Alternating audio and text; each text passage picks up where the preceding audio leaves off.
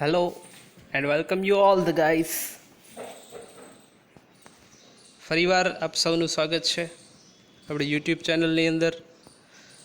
વિદ્યાર્થી મિત્રો, ખાસ તમને કહેવાનું કે જો તમે યુટ્યુબ ચેનલને સબસ્ક્રાઈબ ન કરી હોય તો સબસ્ક્રાઈબ કરી દેજો, કારણ કે નવા જે કંઈ પણ વિડીયો છે એ બને તો એ તમને મળતા રહે. વિડીયો જો પસંદ આવે તો એને લાઈક અને શેર કરવાનું ભૂલતા નહીં. જોઈએ આજનો આપણો ટૉપિક. આપણે છેલ્લે પોએમ પહેલી જે વાત કરી હતી કે the first poem sunrise on the Kanchenjunga from the unit 1 કે યુનિટ 1માંથી જે read to sunrise on the Kanchenjunga જે જોઈ હતી એના ક્વેશ્ચન આન્સર જોયા હતા, એની વિશે આજે આપણે ચર્ચા કરવાની છે. એની વિશે ચર્ચા આપણે કરી લીધી છે. આજે આપણે ચર્ચા કરવાની છે the second poem shaper shaped, that is belong to unit 2 કે જે યુનિટ 2ની અંદર આવે છે. બીજા પાઠની અંદર જે પોએમ આપેલી છે તમને શેપર શેપ્ડ કે ઘડનાર ઘડાઈ ગયો, એની વિશે આજે આપણે ચર્ચા કરવાની છે. તો એના પ્રશ્નો અને ઉત્તરો જોશું અને એનો જે સ્ટાન્ઝા છે એ પણ સાથે જોતા જશું કે કયા સ્ટાન્ઝામાંથી કેવી રીતે પ્રશ્નો પૂછી શકાય. સૌથી પહેલાં સ્ટાન્ઝા છે એ રિસાઇટ કરું છું અહીંયાથી. તમારી પાસે ટેક્સ્ટ બુક હોય તો ટેક્સ્ટ બુક પણ સાથે રાખી શકો છો. અહીંયા તમને જો કદાચ બાબત જે કંઈ લખાણ આપેલું છે એ ન સ્પષ્ટ રીતે દેખાય તો તમે એ પણ સાથે છે એ રાખી શકો છો. જોઈએ. In days gone by, I used to be a potter who would feel his fingers mold the yielding clay to patterns on his wheels, but now through wisdom lately won, the pride has died away. I have ceased to be the potter and have learned to be the clay. તો અહીંયા તમે જોઈ શકો છો વિદ્યાર્થી મિત્રો કે જે સ્ટાન્ઝા તમને આપ્યો છે એની અંદર આપણે જ્યારે પોએમ વિશે અભ્યાસ કર્યો હતો ત્યારે જોયું હતું કે shaper shape poem it is written by Harindranath Chattopadhyay. એની અંદર જે ઘડનાર છે એ સૌથી પહેલાં પોતાને એક ઘડવૈયો ક્રિએટર સર્જક તરીકે જે છે માને છે. સૌથી પહેલો જે સ્ટાન્ઝા છે એમાં પોતે પોટર એટલે કે જે કુંભાર છે, તો કુંભાર જે રીતે પોતે પોતાના ચાકડા ઉપર અલગ અલગ સર્જનની કરતો હોય છે, રચના કરતો હોય છે સર્જનની, તો એની અંદર આપણે જોઈએ છીએ કે એમાં તે કઈ રીતના એને એવું લાગે છે કે ઘણા બધા એ પોતે પોતાના જે ચાકડો છે એના ઉપર અલગ અલગ પેટર્ન બનાવે છે. પણ જ્યારે એને જ્ઞાન થાય છે એવું વિઝડમ એટલે કે ચાતુર્ય એવું જ્યારે એને ભાન થાય છે ત્યારે એ પ્રાઇડ એટલે કે ગર્વ, એને એવું ગર્વ હોય છે કે હું કંઈક સર્જન કરું છું, એ મરી જાય છે અથવા મૃતપાય થઈ જાય છે. I have cease to be the potter and have learn to be the clay. અને ત્યારબાદ એ પોટર એટલે કે ઘડનાર જે છે, સર્જક છે, એ બનવાનું છોડી દે છે. And have learn to be the clay, અને માટી બનવાનું પોતે ક્લે એટલે માટી, એ માટી બનવાનું શરૂ કરી દે છે. હવે જોઈએ કે આ પોએમનો જે સ્ટાન્ઝા છે એમાંથી કેવા પ્રશ્નો પૂછી શકાય. સો here are the questions. The first question is what was the potter proud of. સૌથી પહેલો પ્રશ્ન જે છે શું છે, તો કે જે કુંભાર હોય છે અથવા તો જે કવિ છે એ પોતે કુંભાર પહેલાં સ્ટાન્ઝાની અંદર છે. So what was the potter proud of, એને શેનું ગર્વ છે. The second question is what is the potter's realisation after winning wisdom, કે જ્યારે ચાતુર્ય એનામાં આવ્યું, જ્યારે એનામાં સમજ આવી, બરાબર, ત્યારે એને શું સમજાયું. Vote is the potter's realisation, એને શું સમજાણું પોતાને જે જ્ઞાન થયું, બરાબર, એનાથી એને શું સમજાયું. ત્રીજો પ્રશ્ન છે, identify and explain the figure of speech in the line that pride has died અવે. કે જે સ્ટાન્ઝા છે એની જે લાઈન છે કે ધેટ પ્રાઇડ હેઝ ડાઇડ અવે, એની અંદરથી ફિગર ઓફ સ્પીચ. હવે ઘણીવાર ઘણા વિદ્યાર્થીઓને છેલ્લો જે વિડીયો જોયો એમાં ખ્યાલ ઓછો આવ્યો કે ભાઈ ફિગર ઓફ સ્પીચ એટલે શું. તો આપણે ગુજરાતીની અંદર જે શબ્દાલંકાર ને અર્થાલંકાર આવે છે, તો એમાંથી જે શબ્દાલંકાર છે કે જેના દ્વારા શબ્દો દ્વારા ચમત્કૃતિ કરી અને એ અલંકાર ઉપસ્થિત કરવામાં આવે છે, એને કહેવાય ફિગર ઓફ સ્પીચ. તો એ ફિગર ઓફ સ્પીચ કઈ આમાં દર્શાવવામાં આવે છે, કઈ રીતે શબ્દોની ચમત્કૃતિ કરવામાં આવી છે, એ તમારે આ જે સ્ટાન્ઝાની લાઈન કોઈ પણ પૂછાય એમાં ફિગર ઓફ સ્પીચ પૂછાય તો એમાં તમારે શબ્દાલંકાર એની વિશે તમે કહી શકો. અથવા તો જો આપણે એની વ્યાખ્યા કરવી હોય તો એ રીતે કહી શકાય કે that language used in a figurative or non literal sense. કે જે ફિગરેટિવ કોઈ પણ ભાષાનો ઉપયોગ થયો હોય અથવા તો નોન લિટરલ સેન્સ કે જેને વ્યવસ્થિત સાહિત્યિક સ્વરૂપમાં ન લખવામાં આવી હોય, બરાબર, અલગ રીતે લખવામાં આવી હોય તો એને ઓળખવી. પણ ઇન શોર્ટ, ટૂંકમાં તમારે એટલું સમજવાનું કે જે આપણે શબ્દાલંકારનો ઉપયોગ કરીએ છીએ એમાંથી કયો શેનો ઉપયોગ થયેલો છે. તો પહેલો પ્રશ્ન છે કે what was the potter proud of. બીજો પ્રશ્ન છે what is the potter's realisation after winning wisdom. અને ત્રીજો પ્રશ્ન છે identify and explain the figure of speech in the line the pride has died away. હવે જોઈએ આપણે એના જવાબ શું છે. તો સૌથી પહેલા પ્રશ્નનો જવાબ તો કે the Potter was proud that, કે કુંભાર છે એને એનું ગર્વ હતું કે he could mold the clay on his will to any pattern he wished to create. શું છે તો કે એને એવું ગર્વ છે કે he could mold the clay on his wills to any patterns he wished to create.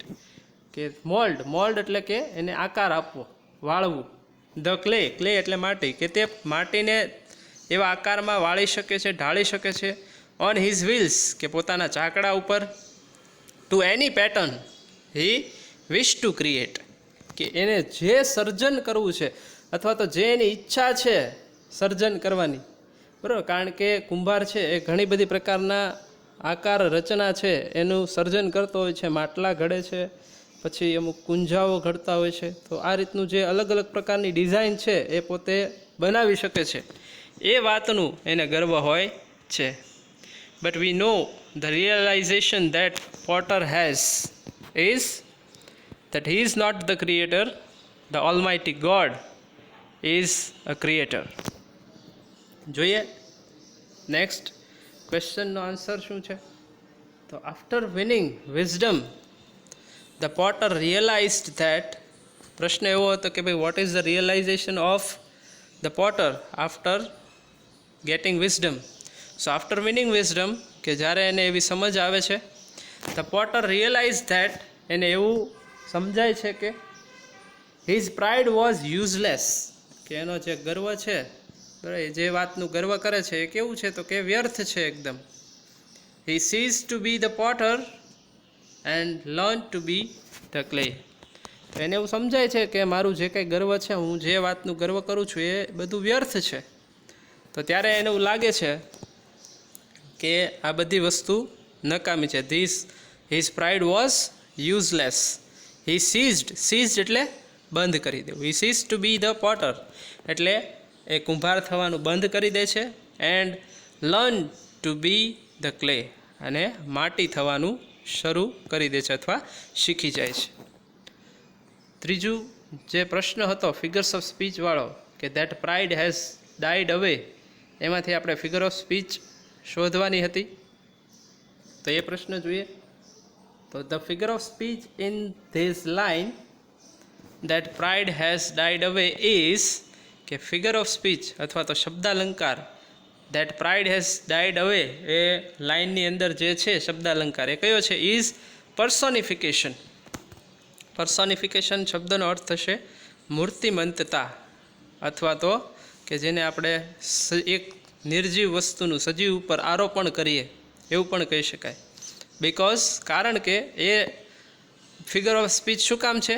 Because કારણ કે the human quality of dying, કે જે માણસની લાક્ષણિકતા છે, હ્યુમન ક્વોલિટી ઓફ ડાઈંગ, મરવું, બરાબર, મરવું છે એ ખરેખર માણસની એક લાક્ષણિકતા છે. Because all men are mortal, કે દરેક વ્યક્તિ છે, દરેક માણસ છે એ મરણશીલ છે. દરેક વ્યક્તિને ક્યાંક ને ક્યારેક મરવાનું જ છે. So human quality of dying is attributed to pride, કે એ જે લાક્ષણિકતા છે એ કોને આપવામાં આવી છે, કોના માટે દર્શાવવામાં આવી છે? તો કે ગર્વ, જે એક પ્રકારનું આપણે લાગણી કહી શકીએ, બરાબર. તો એની માટે એ શબ્દ છે એ વાપરવામાં આવ્યો છે. શું કીધું છે એ લાઇનમાં? તો કે ધેટ પ્રાઇડ હેઝ ડાઇડ અવે, કે એ જે ગર્વ છે એ મૃત્યુ પામ્યું છે એવું કહે છે. એટલે ગર્વ ખરેખર ક્યારેય મૃત્યુ પામે નહીં માણસની જેમ, પણ એ જે પર્સોનિફિકેશન છે, જે મૂર્તિમંતતા અથવા તો અવતાર એ નામનું જે ફિગર ઓફ સ્પીચ છે, શબ્દાલંકાર અહીંયા વાપરવામાં આવ્યો છે. ફરીવાર વિદ્યાર્થી મિત્રો 3 પ્રશ્નોના જવાબ બોલી જાઉં છું, કે જેનાથી તમને કદાચ સ્લાઇડમાં ન દેખાય તો તમે લખી શકો. The first answer is the Potter was proud that he could mold the clay on his wheels to any patterns he wished to create. Second answer બોલું છું. After winning wisdom, the potter realized that his pride was useless. He ceased to be the potter and learned to be the clay. Third answer, ત્રીજો જવાબ બોલું છું. The figure of speech in this line into inverted comma that pride has died away is inverted comma over is personification, because the human quality of dying is attributed to pride. જો બહુ ઝડપથી લાગતું હોય તો ફરી વાર repeat કરી અને તમે આખો પ્રશ્નનો જવાબ છે એ લખી શકો છો. જોઈએ, we are going to the next stanza. In other days, જોઈએ નેક્સ્ટ સ્ટાન્ઝાની અંદર, તો કે in other days I use to be a poet through whose pen innumerable songs would come to win the hearts of man, but now through new got knowledge which I had not had so long, I have ceased to be the poet and have learned to be the song. તો જે બીજો stanza છે એની અંદર પોતે કવિ છે એ એક કવિ હોય છે કે જેની કલમમાંથી ઇન્યુમેરેબલ એટલે કે અસંખ્ય ગીતો છે લખાયેલા હોય છે કે જે લોકોના હૃદય જીતવા માટે આવેલા હોય છે, પણ જ્યારે એને એવો આભાસ થાય છે, એવું સમજાય છે નવું પ્રાપ્ત કરેલું જ્ઞાન, ન્યૂ ગોટ નોલેજ, કે જે એની પાસે પહેલાં નહોતું, એટલે ત્યારથી એ જ્ઞાન થાય છે, ત્યારથી એ કવિ થવાનું છોડી દે છે અને એક ગીત થવાનું શીખી જાય છે. કેવા પ્રશ્નો પૂછી શકાય વિદ્યાર્થી મિત્રો? So the first question, in other days what would come through the poet's pen, કે અન્ય એ દિવસોની અંદર કવિની જે કલમ છે એમાંથી શું આવતું હતું અથવા તો શેનું સર્જન થતું હતું? Second question, why has the poet ceased to be a poet? કે કવિ થવાનું કવિએ શા માટે છોડી દીધું? Third question, why does the poet write the poems? કે કવિ શા માટે કવિતાઓ લખે છે? તો આ પ્રકારના પ્રશ્નો તમને જો પૂછાય તો તમે એનો જવાબ આ રીતે લખી શકો. The answer of the first question is, in other days innumerable songs would come through the poet's pen. કે ખરેખર પોએટની જે કલમ છે એમાંથી શું બહાર આવતું હતું અથવા શેનું સર્જન થતું હતું એવો પ્રશ્ન હતો. તો ઇન અધર ડેઝ કે અન્ય દિવસોમાં innumerable songs would come through the poet's pen.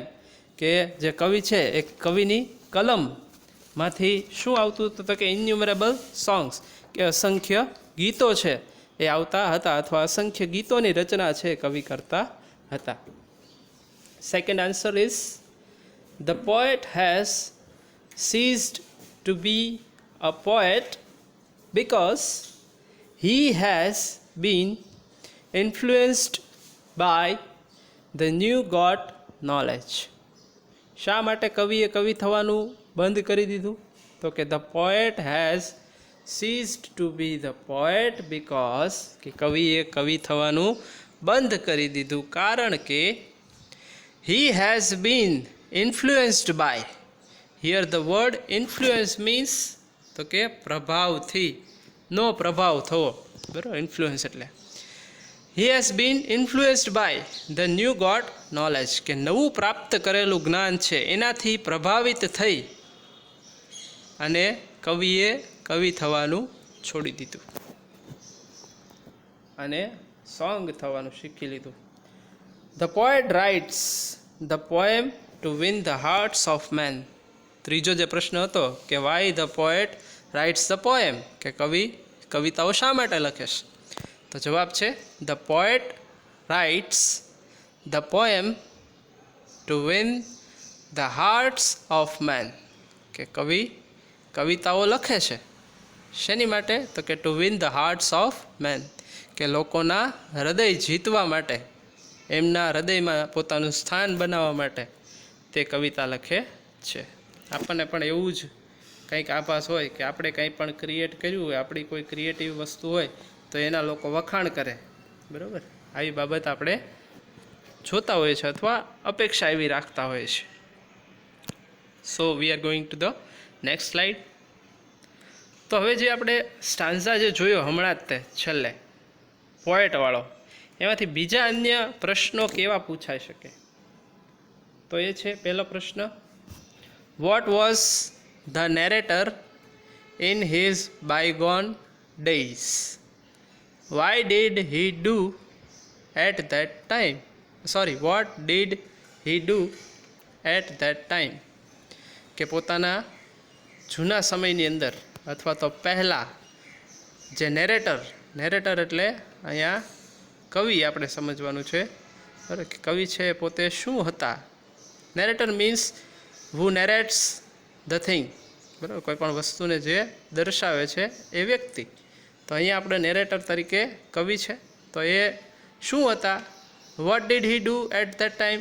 એ સમયે શું કરતા હતા? બીજો પ્રશ્ન છે, what was the poet's new got knowledge? કે એનું જે નવું પ્રાપ્ત કરેલું જ્ઞાન એ શું છે? The third question is, what did the poets song do? કે કવિનું ગીત છે એ શું કરે છે? આ ત્રણ પ્રશ્નો પણ તમને એમાંથી જ એ જ સ્ટાન્ઝામાંથી પૂછી શકાય. જોઈએ એના answers. So the answer of the first question is, in his bygone days, કે પોતાના જે વીતી ગયેલો સમય છે એની અંદર the narrator was a poet. કે જે નેરેટર છે એ કોણ હતા? તો કે કવિ હતા. He composed a number of songs. અને એવો પ્રશ્ન આપણે બીજો એમાં હતો કે તેઓ શું કરતા હતા? So he composed a number of songs that won the hearts of people, કે તે ઘણા એવા ગીતો છે એની રચના કરતા હતા, બનાવતા હતા ગીતો કે જેનાથી એ લોકોના હૃદય જીતી શકે અથવા લોકોના હૃદય જીતાતા હતા એવા અસંખ્ય ગીતો એમણે એ સમયે બનાવ્યા હતા. તેઓ કવિ હતા અને તેઓ ગીતોની રચના કરતા હતા. આવો આપણો પ્રશ્નનો જવાબ થશે. The second answer of the question, the poet got new knowledge that, પ્રશ્ન એવો હતો કે કવિએ નવું પ્રાપ્ત કરેલું જ્ઞાન છે શું હતું? What is the poet's new got knowledge? So the poet got new knowledge that, કે એણે નવું જ્ઞાન જે પ્રાપ્ત કર્યું એ એવું હતું કે he was no more a poet but only a song, કે તેઓ કોઈ કવિ નથી, માત્ર શું છે? એક ગીત છે. બરાબર, તેવું પોતે એવું માને છે. Next, the third answer, the poet song won the hearts of men. બરાબર, પ્રશ્ન એવો હતો કે ભાઈ કવિનું જે ગીત છે શું કરે છે? તો કે ધ પોએટ સોંગ્સ, એના જે ગીતો છે, વોન, વિનનું ભૂતકાળનું રૂપ, won the hearts of men, કે તે લોકોના હૃદય જીતે, એણે લોકોના હૃદય જીત્યા. ઓકે, નેક્સ્ટ જે સ્ટાન્ઝા છે એની આપણે વાત કરીએ હવે. સો in the very next stanza, I was a fashioner of swords in days that now are gone, which on 100 battlefields glittered and gleamed and shone. But now that I am brimming with the silence of the Lord, I have ceased to be the sword maker and have learned to be the sword.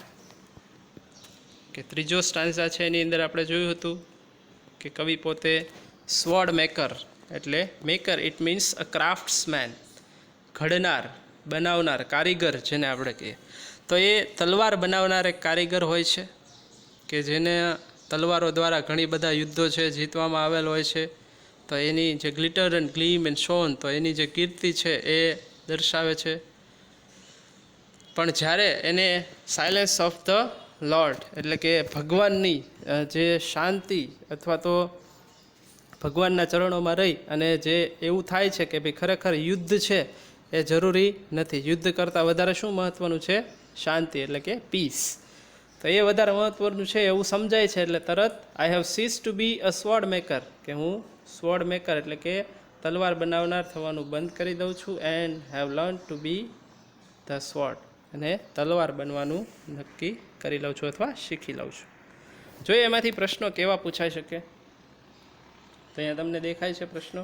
પહેલો પ્રશ્ન છે, what does the word fashioner in this stanza mean?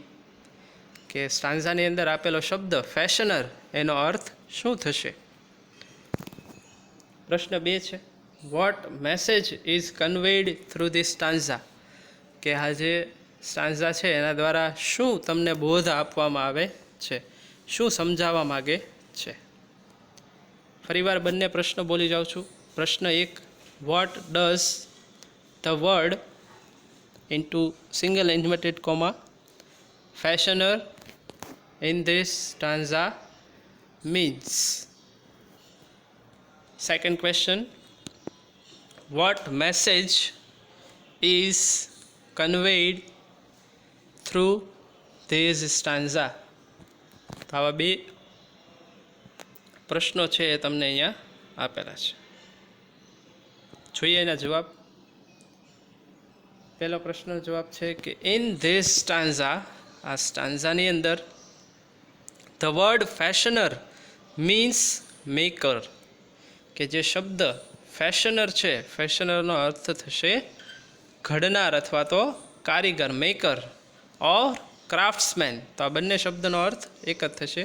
Maker એટલે કે ઘડનાર, to make something, કંઈક બનાવવું, બનાવનાર. Craftsman, craftsman એટલે કે કારીગર. ઓફ સ્વોર્ડ, કે સ્વર્ડ એનો મતલબ થશે તલવાર, તો તલવાર બનાવનાર. તો તલવાર ઘડનાર છે એવો મતલબ થશે ફેશનર ઓફ સ્વર્ડનો. So the second answer is,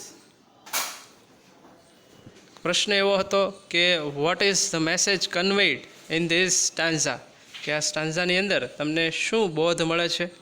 તો the message conveyed through this stanza is, કે જે બોધ આ સ્ટાન્ઝાની અંદરથી આપણને મળે છે એ છે કે silence is preferred to war, કે યુદ્ધ કરતાં શેને વધારે મહત્ત્વ આપવું જોઈએ આપણે, શાંતિને.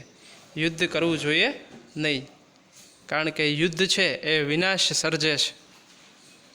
આપણે ઘણા બધા એવા ઉદાહરણો છે એ આપણા પૌરાણિક સાહિત્ય અથવા તો જે વીતી ગયેલો સમય છે એમાંથી આપણે જોઈ શકીએ છીએ. મહાભારતનું જે યુદ્ધ છે તો એ યુદ્ધ અંતે તો કૌરવોનો નાશ લઈને આવ્યું હતું. તો આવા ઘણા બધા ઉદાહરણો છે એ આપણે જોઈ શકીએ છીએ. આપણી રોજબરોજના જીવનમાં પણ કોઈની સાથે આપણે ઝઘડો કરીએ, યુદ્ધ કરીએ, તો અંતે તો શું થવાનું છે, આપણું નુકસાન. તો એવો બોધ આપણે સ્ટાન્ઝામાંથી લેવાનો છે, that silence is preferred to war, કે યુદ્ધ કરતાં આપણે શાંતિને વધારે મહત્ત્વ આપવું જોઈએ. ઓકે, જોઈએ નેક્સ્ટ સ્ટાન્ઝાને. In bygone times I used to be a dreamer. In the next stanza શું કહે છે, તો કે in bygone times I used to be a dreamer who would hurl on every side on insolence of emerald and pearl. But now that I am kneeling at the feet of Supreme, I have ceased to be the dreamer and have learned to be a dream. બરાબર, આ રીતના આખો stanza છે એને આપણે જોયો.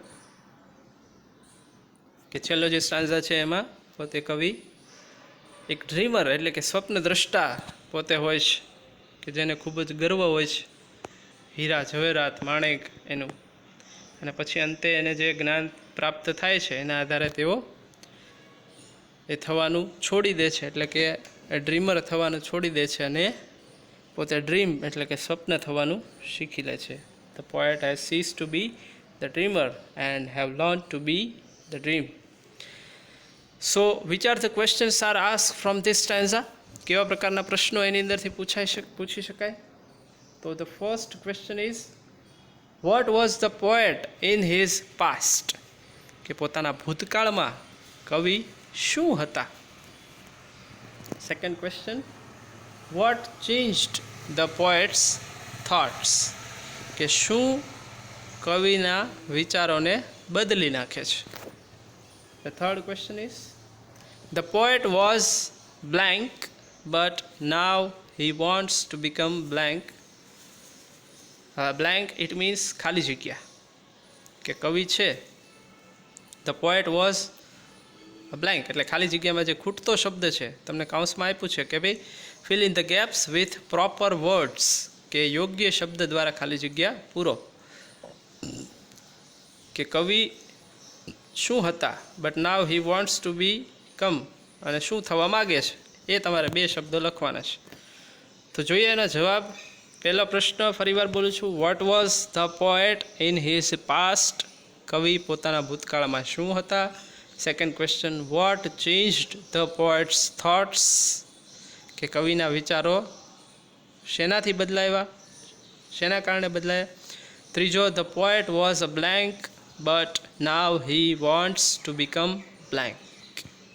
Blank એટલે ખાલી જગ્યા, કે કવિ શું હતા અને શું થવા માગે છે. જોઈએ answers. So here are the answers. The first answer is, in his past the poet was a dreamer, કે એના ભૂતકાળમાં કવિ પોતે સ્વપ્ન દ્રષ્ટા હતા. બહુ સિમ્પલ આન્સર છે.